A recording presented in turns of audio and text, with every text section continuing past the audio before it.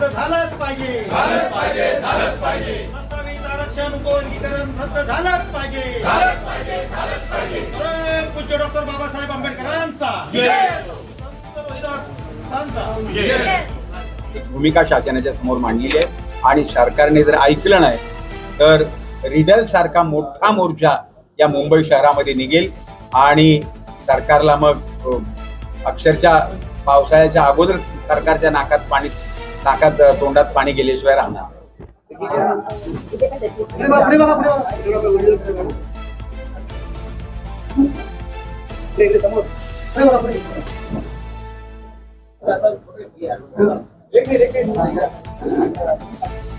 जाती जातीतलं जे ऐक्य आहे, जी एकजूट आहे, ती भविष्यामध्ये टिकेल की नाही अशा तऱ्हेचा संभ्रम सुद्धा निर्माण झालेला आहे. बरं, पूर्ण मातंग समाज अशी मागणी करतोय का? तर नाही. मातंग समाजातले काही लोक जे कोणाच्या तरी नादाला लागलेले आहेत आणि त्याच्यातनं काही लोकांनी ही मागणी पुढे केलेली आहे. तसं पाहायला गेलं ते उपवर्गीकरण या 59 जातींना लागू आहे. पण त्या जाती उभ्या राहिल्यात का? त्या जाती स्वतंत्रपणे आरक्षण मागतायत का? तर नाही. याचा अर्थ सामाजिक विषमता त्यांना कळत नाही किंवा मागासवर्गीयांवरचे होणारे अन्याय अत्याचार त्यांना माहीत नाहीत असं आहे का? सगळं त्यांना माहित आहे. पण तरीही जे एक सामंजस्य असतं, सामाजिक बांधिलकीच्या भावनेनं जो कायम आपल्या छोट्या छोट्या जातीमध्ये एकोपा टिकला पाहिजे, म्हणूनच सर्वांनी संयमाने हा विषय हाताळण्याचं ठरवलेला आहे. परंतु मातंग समाजातील आमच्या मित्रांना आम्ही भेटणार आहोत, त्यांचा गैरसमज आम्ही दूर करायचाही निश्चितपणे प्रयत्न करणार आहोत. आणि शिक्षण तुमचं होत नाही, तुम्हाला आरक्षण मिळत नाही, या सगळ्या गोष्टी जर त्यांच्या डोक्यात बिंबवलेल्या आणि बऱ्यापैकी आता मी अण्णाभाऊ साठे नगरमध्ये माझं लहानाचं मोठं पण झालेलं आहे, शिवडीमध्ये भोवाडामध्ये. त्या ठिकाणी अण्णाभाऊ साठे नगर त्या ठिकाणी जे बसवलेलं आहे, आम्ही लोकांनी बसवलेलं आहे त्यावेळेला वास्तविकता. तर ते बसवल्यानंतर त्या ठिकाणची परिस्थिती बघतो, त्या ठिकाणची जी आमची एसटी मधली लोक तिथे आहेत, म्हणजे बौद्ध समाजाचे असतील, जन्मगत समाजाचे असतील आणि बरेचसे समाजातली लोक आहेत, ओबीसी समाजातले आहेत, ते शिक्षण घेऊन पुढे जातात ना. पण बऱ्यापैकी जर लोक जर पाहिले आपण, जे मातंग समाजाची लोक, आमची जी मुलं आहेत, आमचंच बांधव आहे, पण ती जी मुलं आहेत तशी त्या आरी जात आहेत, त्यांना त्यांच्यापासून फार वंचित ठेवलं जातं या सगळ्या शिक्षणापासून. त्यांची जी गरिबी आहे ती गरिबी आणखी गरिबीमध्ये कशी राहील ह्याच्यामध्ये काही लोक त्या ठिकाणी येऊन आजच्या तारखेला, आजच्या 21व्या शतकामध्ये काही लोक ते अण्णाभाऊ साठे नगरमध्ये येऊन जे मातंग समाजाच्या लोकांना हाताशी घेऊन त्यांच्या मनात जे त्यांच्या डोक्यामध्ये जे काही विष पेरलं जातं समोर गेलं. परंतु डॉक्टर बाबासाहेब आंबेडकरांनी संविधानामध्ये ज्या अनुसूचित जातींना आरक्षण दिलं त्यावेळेस त्यांनी सुद्धा हाच विचार केला की जेवढा एससी समाज आहे, अनुसूचित जातीय समाज आहे, तो एकसंध राहिला पाहिजे, तो एकत्रित राहिला पाहिजे. कारण अन्याय जो आहे हा सामाजिक विषमतेमुळे सर्वांवर झालेला आहे. 2004 ला आंध्र प्रदेशमध्ये सुद्धा एक पिटिशन गेलं होतं चिन्नया या नावाने. त्यावेळेस सुद्धा आंध्र प्रदेश हायकोर्टने सरळ सांगितलं होतं की जातीमध्ये उपवर्गीकरण करता येणार नाही. त्याला चॅलेंज सुप्रीम कोर्टामध्ये केलं आणि सुप्रीम कोर्टामध्ये हा जाती वर्गीकरणाचा विषय जो आहे तो नव्याने आदेशित करण्यात आला. मुंबईमध्ये मोर्चा आहे आणि 30 तारखेला आमचा एक सर्वव्यापी, सर्वसमावेशक, सर्व जात समूहांना आणि विशेषतः लोकप्रतिनिधींचा घेऊन 30 तारखेला मुंबईला सुद्धा एक मोठ्या धरणे आंदोलनाचं घेण्याचं आंदोलन आहे. ते एकंदरीतच केवळ ही इकडचे क्लासेस नव्हे तर मासमध्ये सुद्धा याबद्दल एक मोठी चर्चा आहे. आणि उपवर्गीकरण हे रद्दच झालं पाहिजे ही अत्यंत आग्रही भूमिका अनुसूचित जाती समाजाकडे केली जाते. सोबतच एक सूर असाही मोठ्या प्रमाणामध्ये येतोय की केवळ अनुसूचित जातीच्या उपवर्गीकरणासंदर्भात का चर्चा केली जाते. या ठिकाणी ईडब्ल्यूएसचं आरक्षण आहे, जनरल कोटा आहे आणि सोबतच ओबीसी आरक्षण आहे, ज्यामध्ये प्रगत अशा जातीचा मोठा भर आहे. आणखी त्या संघर्ष मारामारीपर्यंतचा विषय आहे. त्या दृष्टिकोनातून सरकारमध्ये समाजामध्ये किती पोस्ट पेटली ती आपण पाहिजे. लॉ अँड ऑर्डर सिच्युएशन राज्यामध्ये वेगवेगळी झालेली ही देखील आपण पाहिजे. पण ते सर्व सोडून केवळ अनुसूचित जातीला टार्गेट करणं हे अत्यंत चूक आहे. सरकारनं ते करू नये अशी विनंती आम्ही करतो. अभिनेते माननीय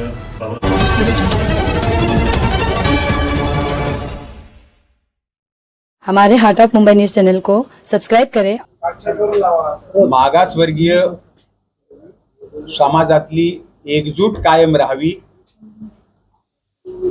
आणि आरक्षणासाठी बाबासाहेब आंबेडकरांनी जी चौकट आखून दिलेली आहे त्या चौकटीत राहूनच आम्हाला आमची प्रगती करून घ्यायची आहे. त्यामुळे वेगळं काही याच्यातनं आम्हाला अपेक्षा नाहीये. त्याच्यातून फार वेगळे आमच्या एकजुटीला फाटे फुटतील. म्हणून आम्ही या आजच्या पत्रकार परिषदेच्या माध्यमातून एक भूमिका शासनाच्या समोर मांडलेली आहे.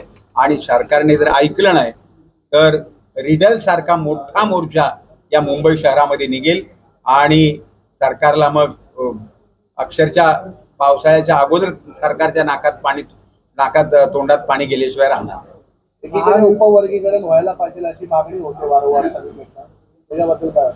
उपवर्गीकरण व्हायला पाहिजे अशा तऱ्हेची मागणी फक्त 59 जातीपैकी पूर्ण जातही नाही, काही ठराविक लोक करतायत. कुठल्या 59 जात 98 59 60 जातीपैकी कुणी मागणी केली सांगा?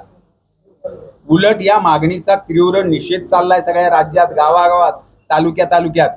हे पटलेलं नाही कोणालाच. आणि मातंग समाजातली काही मंडळी असा प्रयत्न करतायत. त्यांची सुद्धा समजूत काढण्याच्या दृष्टीनं आम्ही सगळी मंडळी एकत्रित बसतोय आणि त्यांच्याबरोबर मोकळेपणाने आम्ही चर्चा करणार आहोत. ते काय आमचे शत्रू नाहीत, ते पण आमचे भाऊच आहेत. तेही दुःखी आहेत, त्यांनाही वेदना आहे. आणि त्याच्यातनं त्यांनी हा जो मार्ग शोधलाय त्याच्याऐवजी सरकारला सांगावं, सरकारने आता नुसतं याच्यावर गप्प बसता कामा नये की उपवर्गीकरण केलं, आता तुमची प्रगती तुम्ही बघा. तुम्हाला सरकारला वाटतंय ना, सरकारची खात्री झाली आहे ना की हा समाज मागे आहे, मग सरकारने मोठ्या पॅकेजची घोषणा करावी. आम्ही त्याला पाठिंबा देऊ. वर्गीकरण रद्द नाही झालं तर आपला तोटा काय होईल? आपल्याला त्याचा काय नुकसान होईल? वर्गीकरण रद्द झालं नाही झालं हा वर्गीकरण रद्द झालं नाही तर 59 जाती एकमेकाच्या विरोधात शत्रुत्वाच्या भावनेनं उभ्या राहतील. त्याने माझं खाल्लं, त्याने माझं खाल्लं, त्याने मला काय मिळालं नाही, अशा तऱ्हेची विनाकारण काहूर माजलं जाईल. जे 2 वर्षापूर्वी मराठा आणि ओबीसी समाजात आज घडलंय ना, आज एकमेकाच्या लग्नाला सुद्धा ती मंडळी जात नाहीत, एकमेकाच्या प्रेतयात्रेला जात नाहीत, एकमेकाच्या दुकानात जात नाहीत. सामाजिक ऐक्याला प्रचंड मोठ्या प्रमाणात बाधा पोचलेली आहे. आणि ते वातावरण ह्या 69 जातीमध्ये सुद्धा होईल आणि ते राज्याच्या पुरोगामी राज्याला न शोभणार असेल, ते काही योग्य होणार नाही. फार मोठं नुकसान. भाजपची डिवाइड अँड रूल पॉलिसी नेहमीच राहिलेली आहे. ह्याला आपण कसं प्रत्युत्तर देणार? त्याला प्रत्युत्तर देऊन ती पॉलिसी हाणून पाडण्यासाठीच आम्ही सगळेजण संघटित झालोय. जातीतल्या लोकांना समजावून सांगतोय. मातंग समाजाने ही भूमिका घेतलेली आहे, त्यांच्याजवळ आम्ही जाणार आहोत, त्यांनाही समजावून सांगणार आहोत. कटुता बिलकुल आमच्यामध्ये राहू नये अशा तऱ्हेचा आमचा प्रयत्न आहे आणि तो प्रयत्न आम्ही अत्यंत अंतःकरणापासून करणार आहोत. माने साहेब, महार विरुद्ध मातंग असा सांस्कृतिक, शैक्षणिक, आर्थिक संघर्ष उभा राहू शकतो या सगळ्या लढत. या सगळ्या उपवर्गीकरण जर झालं तर हा संघर्ष आणि समाजामध्ये मोठ्या प्रमाणात अशा तऱ्हेच्या विभागणीच्या भिंती उभ्या राहतील. दोन्ही समाज एकमेकाकडे द्वेषभावनेनं बघतील आणि एकजूट तर फार ठिकऱ्यात उडालेल्या असतील त्या एकजुटीच्या. आणि म्हणून हे होऊ नये म्हणून आम्ही सर्व स्तरावर हा प्रयत्न करतो. हे थोडं क्लिअर करा की नेमकं कशा पद्धतीने लॉस प्रत्येक समाजाला होणार आहे जर का उपवर्गीकरण रद्द नाही झालं. एकमेकांच्या समोर समाज कसा काय उभा राहू शकतो हे थोडं क्लिअर करा. 15% आरक्षण आहे, 13% आणि 69 जाती आहे. त्याच्यातून जो माणूस शिक्षणाची कास धरणार नाही तो नक्कीच मागे राहील.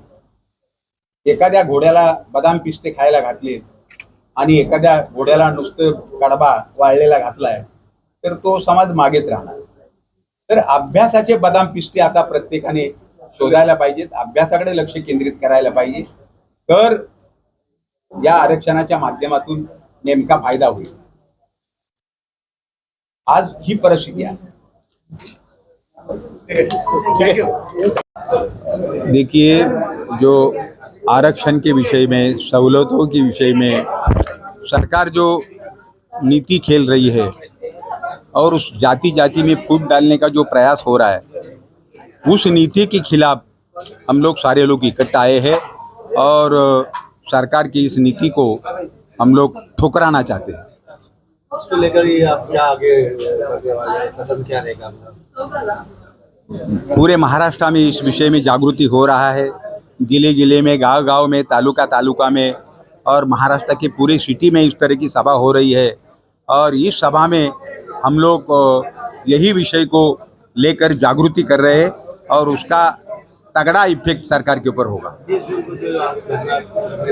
हाँ, और कितनी संस्थाएं पार्टियां आपके साथ हैं या आप ही इस्तीफा के? महाराष्ट्र में कम से कम 300-400 ऐसा संस्था है, वो सारी संस्था इकट्ठा आकर सरकार के खिलाफ में प्रदर्शन करने का हमारा इरादा है। मुख्य और क्या क्या मुद्दे रहेंगे आपके इसके अलावा? ये उपवर्गीकरण रद्द होना चाहिए और जो समाज पीछे है ऐसा सरकार को लग रहा है, उस समाज को 10,000 करोड़, 20,000 करोड़, 25,000 करोड़ का सरकार ने पैकेज देकर जो प्रोग्रेस में पीछे है उसको बढ़ावा देना जरूरी है। इस प्रेस कॉन्फ्रेंस के बाद सरकार आप लोगों के ऊपर अगर कानूनी कार्रवाई करती है या आप लोग ये सब आंदोलन ना करें तो इस विषय को लेकर आप आगे क्या करेंगे?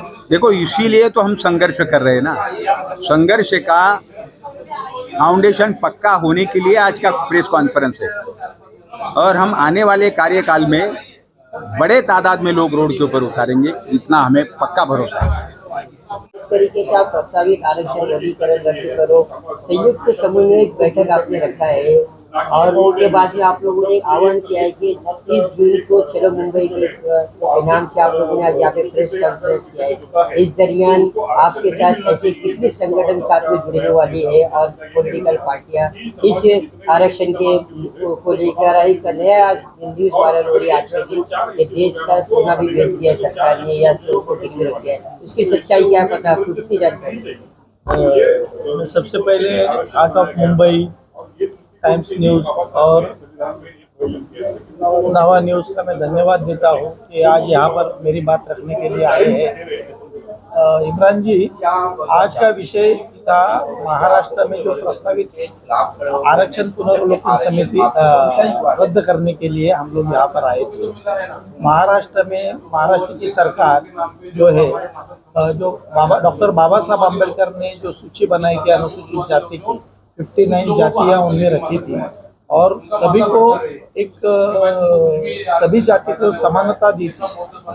मैं जब स्कूल में गया था तो मेरे स्कूल में डोर भी थे, चमार भी थे, उनको ऐसा कोई पाबंदी नहीं थी और कोई पढ़ाई नहीं कर रहा है, इसके वजह से वो बैकवर्ड रह गया है और हम लोग पढ़ लिख गए तो हमने अन्याय किया है क्या? वो जो हमारा साथी पढ़ा नहीं है और वो वैसा ही उसको नौकरी नहीं लगी है तो उसको अलग तरीके से सरकार ने ऐसे समूहों को उनका आयोग बनाना चाहिए, वित्तीय आयोग बनाना चाहिए, उनको पैकेज देना चाहिए। लेकिन कोर्ट ने किसी भी तरीके का डायरेक्शन दिया नहीं है।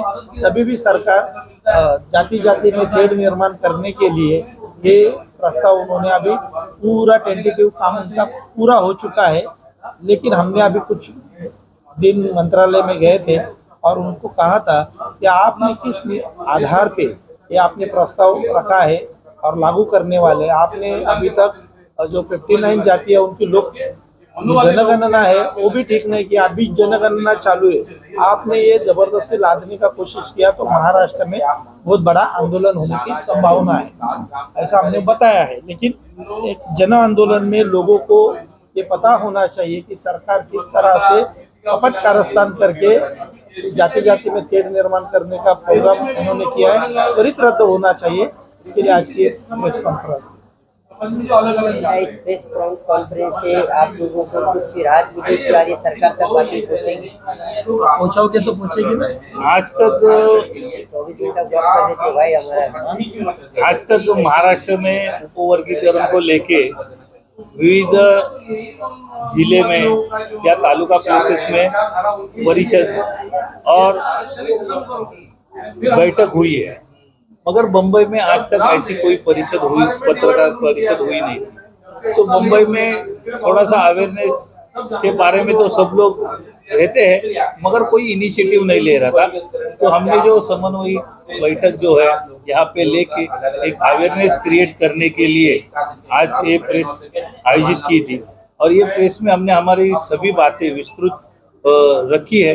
ये बातें शासन तक, ये सरकार तक पहुंचेगी और पहुंचने के बाद इस पे अमल होगा, ऐसा हमको विश्वास है। जिस तरीके से आपने आज कहा है कि हम मातंग समाज के लिए कर रहे हैं और भी बहुत से समाज आप लोगों के साथ जुड़े हुए, अभी तक तो सिर्फ प्रेस कॉन्फ्रेंस हुई, अब तक आपने कभी ये सोचा है कि समाज बहुत बड़ा है, लोगों के साथ मिल के जाना है, क्योंकि आप लोगों के पास अभी टाइम पीरियड भी बहुत कम है। ये चलो मुंबई का जो अभियान है आप लोगों का, इस दरमियान आप कितने लोगों से मुलाकात करने वाले अभी तक? पूरे मुंबई में और पूरे महाराष्ट्र में हम लोग आज के प्रेस कॉन्फ्रेंस के बाद एक अच्छा प्लान तैयार करने वाले हैं थोड़ी ही देर में, और उसको एग्जीक्यूट करने के लिए बहुत सारे दिन है, पूरा महीना बाकी है। आज तो 4 तारीख है, 30 तारीख को अभी 25-26 दिन है। क्या लग रहा है आपको, समाज आपका संगठित होगा, आप लोगों की बातों पे अमल करेंगे? समाज तो संगठित हुआ है, उनको गैदर करना खाली बाकी है। तो 30 तारीख को जो है पूरे महाराष्ट्र का जो समाज है, जो एससी में आने वाला 59 जो कास्ट है, वो सभी 30 तारीख को गैदर होने वाले। मैसेज क्या देना चाहिए? मैसेज हमारा ये है कि ये उपवर्गीकरण रद्द होना चाहिए, और एससी में जो भी लोग कोई प्रवर्ग या कोई समूह पीछे रह गया होगा, तो वो एक संग आके उनको जो कमियां खामियां है वो सरकार तक पहुंचाने के लिए हम लोग कैपेबल है। आप सरकार के ओर से मत जाइए, सरकार के विरोध में जाइए, और सरकार से हम लेंगे, क्योंकि हम बाबा साहब के अनुयायी हैं। इसमें अगर वो एक बोलो एक चीज चालू बोलो सर, लोग ये समझना चाहेंगे उप वर्गीकरण में एग्जैक्टली क्या चीज हो रही है जिसको आप रद्द करने की डिमांड कर रहे हैं, ये थोड़ा आसान हो। उपवर्गीकरण मतलब अभी जो मेरे पास जो चपाती है, वो चपाती का डिस्ट्रीब्यूशन करने का ये रिजर्वेशन पॉलिसी है। तो 59 कास्ट को 59 जाति में कास्ट में बांटने का था, तो अभी 59 लोग उसमें से बांट के ले रहे थे, अगर 59 में से जो सब कास्ट है या उसमें जो आने वाली कास्ट है मातंग, वो बोल रही है कि हमको हमारी चपाती जो है वो अलग से आप दे दीजिए, इनमें हमको नहीं रहने का है। तो इसमें जो है, जो पहले जो हम बांट के ले रहे थे, उसमें भी अभी डबल उसको बांटना पड़ेगा, तो ज्यादा टुकड़े हो जाएंगे। तो सर, इससे जो पहले जो आरक्षण की जो पॉलिसी थी उससे उनको लाभ मिल रहा है, और इससे अगर इसमें और उपवर्गीकरण करते हैं तो आने वाले दिनों में इसमें क्या प्रॉब्लम्स हो सकती है? इसमें प्रॉब्लम ऐसे होने वाले, इसमें ज्यादा तौर पे टुकड़े होंगे, हाथ में कुछ नहीं आएगा, और 10 साल के बाद 5 साल के बाद यही कास्ट फिर से आंदोलन करेंगी कि हमको एससी में फिर से लीजिए, ये होने वाला है। तो आप लोगों को समझाने के लिए क्या मैसेज देना चाहिए? हम लोगों को यही समझा रहे हैं कि कोई बात कर रहा है सरकार का प्रतिनिधि या एमएलए या एमपी, तो वो ज्यादा पढ़ा लिखा है समाज में, इसलिए वो बराबर है ऐसा नहीं है, वो संविधानिक नहीं है, वो गलत तरीके से जा रहा है। ये तरीका जो है वो समझने के लिए उन्होंने हमारे साथ आना चाहिए, और हम जो बात कर रहे हैं वो पूरी संविधानिक और बाबा साहब के विचारों से रिलेटेड है, ये समझ के लेना उनका काम। सर, जिस तरीके से आज आप लोगों ने प्रेस कॉन्फ्रेंस किया है, प्रस्तावित आरक्षण वर्गीकरण रद्द करें, इस दरमियान आप लोगों ने कहा है कि हजारों के तादाद में लोग जुड़ेंगे, आज 30 तारीख आप लोगों का मिशन है। इस दरमियान आपने ये जो आपने जो मुहिम छेड़ा है आप लोगों ने, इस दरमियान आपके ऊपर अगर कानूनी कार्रवाई होती है तो आपके साथ उस वक्त कौन से संगठन या फिर पक्ष शामिल होंगे? आज जो बाबूराव माने हमारे जो वरिष्ठ नेता है, कटके जी है, संजय बालेराव जी है, हमारा कामले जो हमारे दोस्त है, और कृति जो हमारे ढाले जी है, तो हम लोग जो सब लोग जो है जो मागास वर्गीय एससी समाज में है, ये जो एससी समाज का जो उपवर्गीकरण जो है सरकार ने जो ये धोरण लाया है, वो पहली बात मैं उसका जाहिर निषेध करता हूँ, क्योंकि ये उपवर्गीकरण धोरण जो है वो हमारे में एससी जात में फूट पाड़ने का उनका जो प्लान है। जो मनुवादी लोग हैं, ये सरकार में जो मनुवादी लोग हैं, वो मनुवादी लोगों ने कुछ हमारे मातंग समाज के लोगों को हाथ में पकड़ के, पूरा समझ नहीं, मातंग समाज के कुछ लोगों को हाथ में पकड़ के उनका माथा उनके दिमाग में जहर डाल के कि बाबा ये जो आरक्षण का जो मुद्दा है तुमको, ये खाली बौद्ध समाज या चर्मकार समाज इनको ही मिलता है, आपको नहीं मिलता। ये जो उनके दिमाग में जो भड़काया गया है, वो ये मनुवादी लोग यही काम कर रहे हैं, डिवाइड एंड रूल का। जैसे इसके पहले हिंदू मुस्लिम हो गया, फिर मराठा ओबीसी का आरक्षण में उन लोगों ने लगा दिया, अभी उनको कुछ मिला नहीं है डाइवर्शन करने के लिए। देश में जो इतना सब कुछ चल रहा है, बेकारी चल रहा है, खासीकरण चल रहा है, आज आने वाला टाइम बहुत खराब है। अगर इनको डाइवर्शन करना है तो अभी क्या क्या बचा है? तो अभी एससी समाज में मातंग समाज बैठा है। तो मातंग समाज को इन लोगों ने, मनुवादी लोगों ने हाथ में पकड़ के, कुछ लोगों को हाथ में पकड़ के ये उपवर्ग करने का तो नाटक चालू रखा। आज एक बहुत बड़ी बात पता चली है सोशल मीडिया के माध्यम से कि सरकार के माध्यम से पता चला है कि सरकार ने सोना तक बेच दिया है, गिरवी रख दिया है। सब न्यूज वायरल हो रही है, इस पे क्या कहना चाहेंगे? लोग यहाँ पे परेशान है, आपका कहना है लोगों को रोजगार नहीं है, उस दरमियान ऐसे बड़ी बड़ी न्यूज वायरल हो रही है जिसमें कहा जा रहा है कि भारत का सोना तक गिरवी रख दिया गया, बेच दिया गया। ये कैसी बात, ये किस तरीके से इस्तेमाल कराना? ये मनुवादी सरकार ने, ये भाजपा सरकार ने सोना तो देश का गिरवी रखा नहीं है, भारत देश को ही गिरवी रखा है। पूरे भारत देश को गिरवी रखा है। देश का सोना तो गिरवी छोड़ो, भारत देश को गिरवी रखा है। मैं एक मुंबई महानगर पालिका का नगर सेवक के नाते मैं देख रहा हूँ कि मुंबई महानगर पालिका में 18,000 करोड़ रुपया अभी कर्जा निकालना पड़ा है। 18,000 करोड़ रुपया कर्जा लेके वो आज जो कॉन्ट्रैक्टर लोग हैं उनको दिया गया। दूसरी बात ऐसा है कि आज मुंबई महानगर पालिका में बात करता हूँ, देश का तो छोड़ो, मैं एक नगर सेवक के नाते में बोल रहा हूँ कि यहाँ पे 18,000 करोड़ तो निकाला ही है। दूसरी बात, उन्होंने महानगर पालिका का 500 करोड़ रुपया सिद्धिविनायक मंदिर को, भगवान को मंदिर को 500 करोड़ रुपया महानगर पालिका का, जबकि महानगर पालिका कर्जे में डुबा दिया है। जो उद्धव बालासाहब ठाकरे जी साहब ने 92,000 करोड़ रुपया जो FD रखा था, उन्होंने भी कोस्टल रोड बांधा ना, मगर शेष इसमें पैसा निकाल के उन्होंने बांधा। FD को हाथ नहीं लगाया, महानगर पालिका के FD को हाथ नहीं लगाया उद्धव साहब ने, आदेश साहब ने। ये इन लोगों ने FD तोड़ दिया पूरा। आज कोस्टल रोड इन लोग बांध रहे अंधेरे से बुरा भयंकर तक। उनका क्या संबंध है हमारा महानगर पालिका का? मगर उन लोग ने 10,000 करोड़ रुपए का कोस्टल रोड बांध दिया। तो ये मुख्यमंत्री देवेंद्र फडणवीस साहब ने 200 करोड़ रुपए निकाल के, वो जो खार जमीन का है ना, वो लेवल करने के लिए 200 करोड़ रुपए का FD में से निकाल दिया। मगर ये लोग, ये देश, ये मुंबई महानगर पालिका को, मैंने मेरे अर्थसंकल्प भाषण में भी बोला है कि आशिया खंड की श्रीमंत महानगर पालिका का नाम आप लोग पहुंचने वाले हैं। इतना बेकार परिस्थिति महानगर पालिका, BST के भी नीचे लेवल में इन लोग महानगर पालिका को रखने का, इन लोग का ये मनुवादी सरकार का प्रयत्न है। अभी तो और भी बहुत से छोटे छोटे देश है, उससे भी नीचे हमारी जो रैंक आ चुकी है, हमारे नीचे हमारे जो कास्ट है, हमारे हाथ कम होते जा रहे। दूसरे छोटे छोटे देशों से भी भारत का रैंक कम होते जा रहा है ना। ये जो देश चलाने वाले लोग है, ये देश चलाने वाले लोग हमारे, तो मैं ये मनुवादी लोग का मैं निषेध करता हूँ भाई। ये भारत देश पूरा बर्बाद करके रखने वाले लोग हैं ये मनुवादी लोग। हम ये मनुवादी लोगों का आज जो हमारे जाति में, हमारे SC जाति में भी उन लोग झगड़ा लगाने का, इन लोगों ने उपवर्ग करने का नाम पे उन लोगों ने प्रयास किया है। मैं इनका जाहिर निषेध करता हूँ। आर्ट ऑफ मुंबई न्यूज, हर खबर सच के साथ।